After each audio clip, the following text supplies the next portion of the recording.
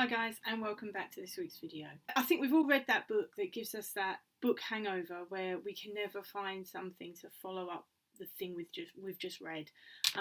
That's happened to me loads with fiction. It's never really happened to me with non-fiction. I can't think of one instance where it's happened to me with a non-fiction book until now.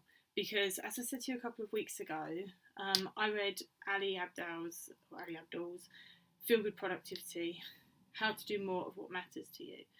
And this book seriously resonated with me. I made copious amounts of notes. I could have kept going, to be honest with you. I thought it was amazing from beginning to end. So today's video is going to be all about what I learned, my top takeaways from this book, and how it's having an effect on my writing process and my productivity. So let's start with the ethos of the book. Ali says that work doesn't have to be boring. You can make even the most boring tasks fun, and by doing that, you will make productivity sustainable. So the book is split into three parts. The first part deals with energising your productivity. The second deals with unblocking your creativity, and the third is all about finding ways to sustain productivity. I'm not going to go into each part in too much detail because I really think you should read the book yourselves, but I'll give you an overview of each section so you know what each section's about. So for the first part of the book, like I said, he talks about three things being the keys to energising your work and your productivity, and those three things are play, power and people. So with play, that's exactly what it sounds like. It's about finding ways to make your work fun, so that you can come back to it again and again and basically enjoy what you're doing. So in particular, he talks about creating a sense of adventure in your work, and enjoying the process of the thing rather than the actual outcome. So I suppose for writers, it would be focusing on building a pattern of words, maybe building up your word count over the course of writing a book. For me personally, it made me think of the third book in my Viking Saga series. I have started it. I started it last year maybe for a nano project, I think. But I stopped it because I was too inside my own head. I couldn't get out of my own head. I was doubting myself and not enjoying the process, so there was just no point in continuing with it. But I do intend to go back to it later this year, and I do intend to finish it, obviously. But when I do, I want to go back to it with a sense of adventure, with a sense of anything can happen in this story, within reason, obviously. But I'm going to try to focus on the process, enjoy the process more. I'm not sure what that would look like right now, but, hopefully when I get back to it later this year, which I'm hoping is for Nano, although it could be sooner, I will figure that out as I go along. So the next part was power. And in this chapter, he talks about finding ways to empower yourself. So for me and for many of us, especially as we learn more about the writing process and the publishing process, it's about learning new skills, pushing yourself and challenging yourself along the way, the path that we're taking. Already this year, I've learned so many things I wouldn't have had a clue about last year, if I'm totally honest. Things like Notion. I'm now using Notion in so many different ways, and I do intend to bring you a video in a few weeks when I'm a bit more familiar and a bit more confident with it, to show you how I'm using Notion. But it's about taking pride and being proud of yourself for what you are achieving as you progress along the road you're on. And the last part of this first section was people, and it's about finding people that and surrounding yourself with people that are like-minded, that are the right kind of people, who understand the journey you're on. So places like YouTube and Instagram, for me, they're the main places where I find the people that support me and offer me advice and things like that. I've also started dipping my toe into Discord, which has been a really fun learning curve and a really fun place to be. So yeah, it's all about play, power and people to start your productivity journey. The second part of the book, he talks about finding ways to beat procrastination, which, let's face it, we all suffer from. I know I certainly do. So he suggests things like setting goals and time blocking and how that helps. And to be fair, I've been using that more and more in my own productivity process now, and work process, and I've found that that's really helped. So that might be something that you could try. He also teaches us ways to find the courage we need to move past our fears. Now, fears can play such a massive role in stopping us from doing what we need to do. It can help us procrastinate. It can help us, do everything else but the thing we want to actually do. I know that that was actually the case with YouTube. I intended to start YouTube at the beginning of last year, I believe.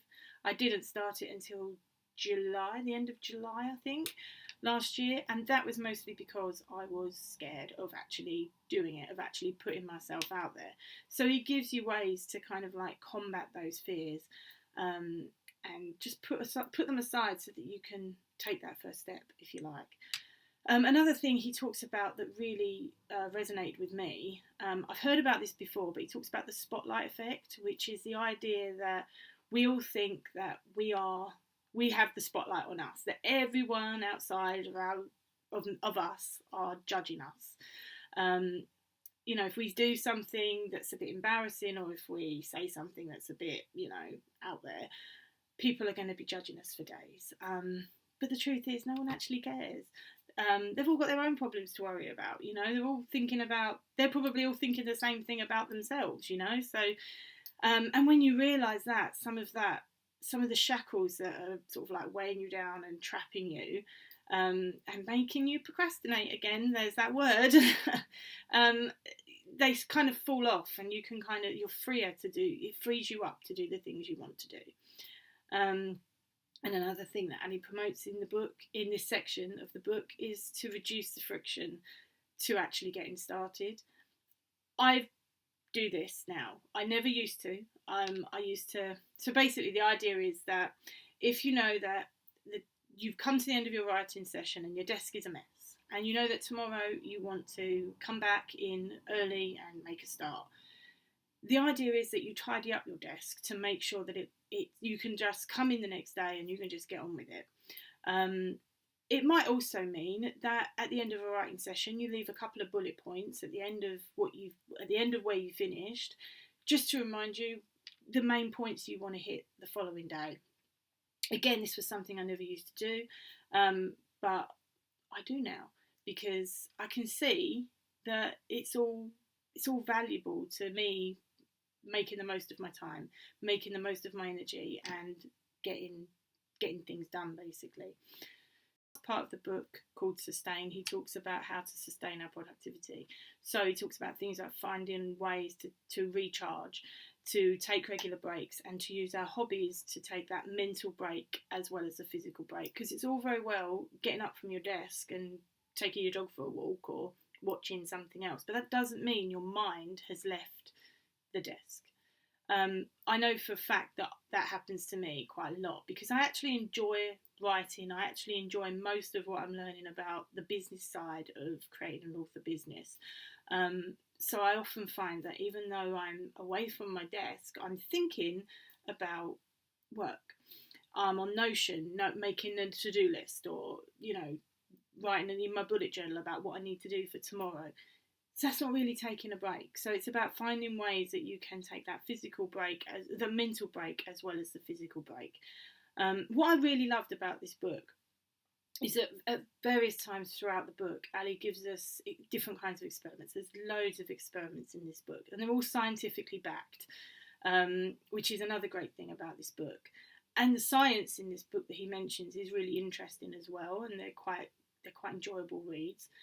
Not every experiment worked for me, and he says that. He says not every experiment is going to work for everyone, and that's fine. Take the ones that do work for you and incorporate them into your daily routine. The ones that don't work, just discard, forget about them. You don't need them. So the ones that I found really helpful for me were playing music while I worked, and time blocking in particular were very effective for me going forward. But I'm sure you'll find, if you do read this book, which I highly recommend you do, you'll find other things that do work for you. This book is brilliant for anyone who is juggling a business, any kind of business, writing or a job or anything else that encroaches upon your time and headspace. As always, I will leave a link in the description box below, so if you want to check out this book for yourself, which I do recommend you do, and just to see how excellent it is, give it a read and you won't regret it, I'm sure. Let me know what you thought of it if you do read it. Let me know what you think of it if you have read it, and I'll be back next week with a brand new video. See you later. Bye.